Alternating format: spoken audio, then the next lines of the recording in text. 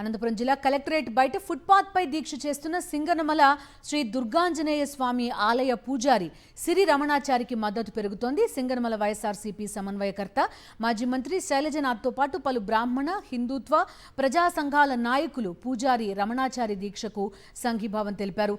అధికార టీడీపీ నాయకుల ఆగడాలు మితిమీరాయని, ఆఖరికి ఆలయాల్లో పూజలు చేసే అర్చకులపైన దౌర్జన్యాలకు దిగుతున్నారని వారు మండిపడ్డారు.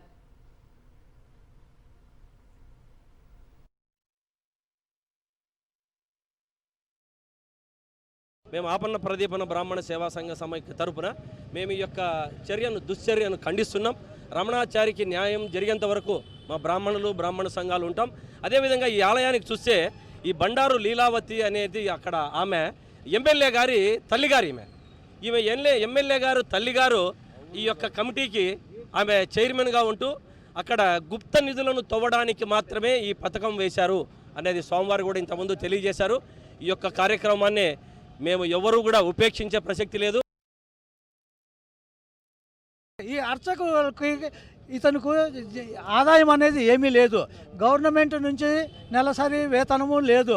తర్వాత అక్కడ అర్చకత్వం చేసుకొని కడుపు నింపుకోవాలి.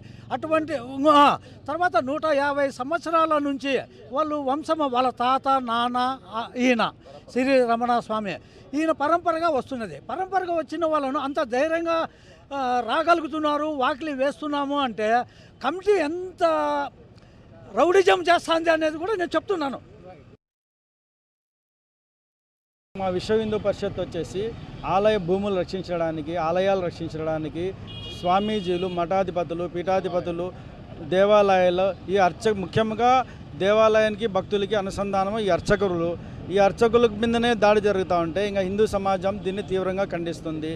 దయచేసి హిందూ సమాజంకి ఎవరెవరు సేవ చేస్తున్నారో ఒక ఆలయాల మఠాధిపతులు కానీ, పీఠాధిపతులు కానీ, అర్చకులు కానీ దయచేసి వీరి మీద దౌర్జన్యం చేయకుండా వాళ్ళని కూర్చోపెట్టుకి సామరస్యంగా మాట్లాడి వాళ్ళకి తగిన న్యాయం చేయాలని విశ్వ హిందూ పరిషత్